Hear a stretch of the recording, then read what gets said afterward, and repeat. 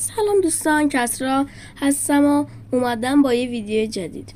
دوستان امروز میخوایم آموزش بدیم همستر کاملتون رو چگونه به ولت یا همون کیف پول وصل کنیم. قبل از که توضیحات رو بگم، شما کانال منو سابسکرایب کنید، لایک و کامنت یادتون نره، زنگوله بغلش هم فعال کنید که یه وقت ویدیو گذاشتم شما اولین کسی باشید که ویدیو منو میبینید.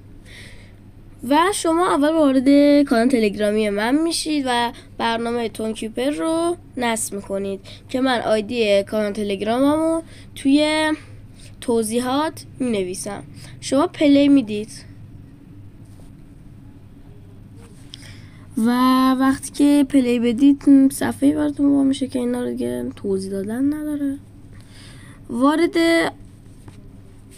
سمت راست اولی میشید، یعنی همون که سکه است، عکس همستر زده روش. من جای گزینه جدید براتون باز شده، روی این کلیک میکنید، وایسید، روی این کلیک میکنید و روی کانکت یور تون ولت انتخاب میکنید و کلی چیزایی میاره براتون. شما تونکیپر رو انتخاب کنید. آموزش ساخت کیف پولم براتون تا آخر امشب میذارم. و اینجا میگه میخواید همسترتون رو به کیف پول وصل کنید، شما کانکت ولت رو میزنید و رمز رو میزنید که من اینجا ویدیو رو حساب میکنم رمزم معلوم نشه.